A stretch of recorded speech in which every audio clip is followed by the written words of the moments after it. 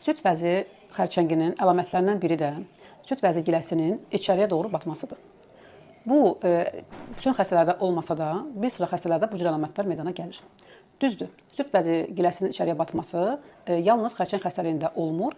Ola bilər ki, axarların, yəni süd vəzisi giləsinin arxasında yerləşən axarların tərkibində hər hansı bir iltihabi və yaxud da ki, süd qalığı yığılanda da süd vəzi giləsi içəriyə bata bilər. Ancaq bütün hallarda xanımlar buna diqqət etməlidirlər və özləri qərar verməməlidirlər. Baxın, nümunə üçün mən sizə bir xəstənin MRT görüntüsünü təqdim edirəm. Normada bu şəklə baxanda hər şey qaydasında görsənir. Amma daha yaxın planda mən sizə bunu göstərsəm, baxırsınız, süd vəzisinin giləsi içəri batır və burada bir kütlə var. İndi eyni süd vəzinin yan görüntülərini sizə göstərəcəm. Baxın. Süd vəzisinin dərisi gəlir, areola və gilə nahiyəsində batır və yenidən qayıdır yerinə. Baxın, burada kütlə var. Daha bir başqa nümunə üçün bir şəkil daha göstərim sizə. Eyni ilə baxın.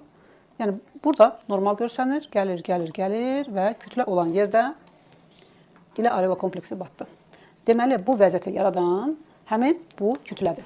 Arxadan süd vəzi giləsinin bağlarını arxaya doğru çəkir və süd vəzi giləsi içəriyə doğru çəkilmiş olur. Odur ki, əziz xanımlar, əgər sizdə bu cür əlamət varsa, mütləq onkoloqa müraciət edin.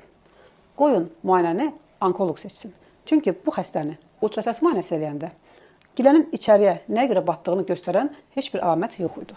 Və sadəcə göstərirdi ki, orada bir genişlənmələr var və salam. Amma süd vəzi MRT-sində bu daha dəqiq ortaya çıxdı. Ona görə də həkiminiz uyğun müayinə taktikasını seçəcək və sizə düzgün diaqnoz qoyacaq. Vaxtında müdaxilə olunsa, heç bir xanım süd vəzini itirməz.